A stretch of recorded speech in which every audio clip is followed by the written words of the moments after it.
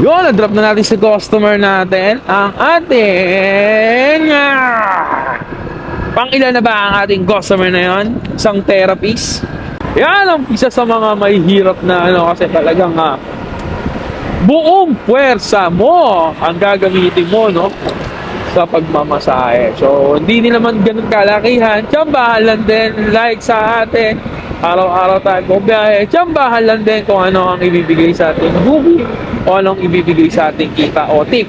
So si Madam kanina yung kasakay ko na therapist talaga namang bumound daw siya. Yan, boundary daw siya sa kanyang lakad kanina. Ayan, yon. Yan, sa mga ulitin ko ulit sa mga nag-i-smoke dyan sa may Pasig, shuttle. Ano mang party ng Pasig, pag nakita kayo ng mga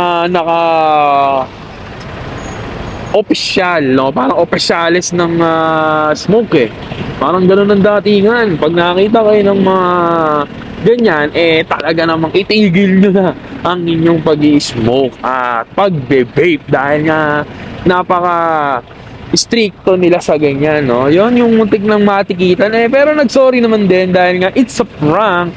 Dahil nga siguro yung tropa natin na yun, hindi natin tropa, yung malupit na yon talaga namang para si Doctor Strange, punong-puno ng possibilities, Parang siya si Doctor Strange, punong-puno ng possibility.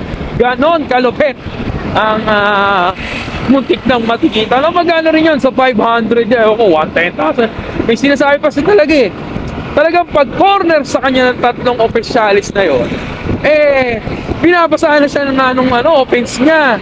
Sabi, Monday to Friday lang. Tapos, pinakita ngayon yung vape niya, inaamoy-amoy niya sa harapan.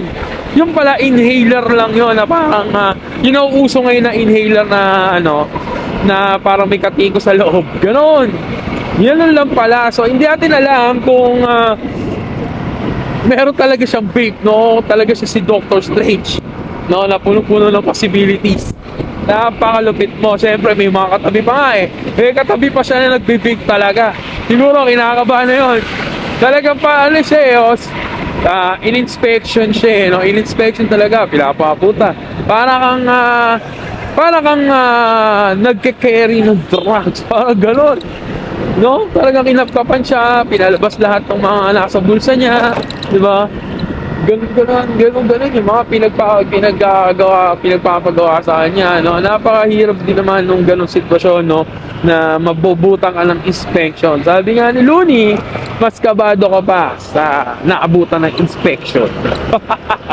Pero dahil nga wala, nag-sorry naman. It's a prank, Kaya ingat-ingat po tayo, sa mga nag-i-smoke, naninig, lalo na siguro kung sigarilyo, vape nga, medyo hindi naman nakakasira ng nakakabad, parang ganon. Basta, hindi naman siya, ganon yung trato, Ang hirap, vape lang yun, isipin mo na lang, vape lang yun, na ibubulsa mo. Pero, what more pa sa mga nagsisigarilyo dyan, Naghahanap pa naman ako ni Diyos. Buti, hindi ako nagbe-vape kanina, Yun ang nasa isip ko. Buti na lang talaga. Kasi, sino ako babasahan nun, di ba?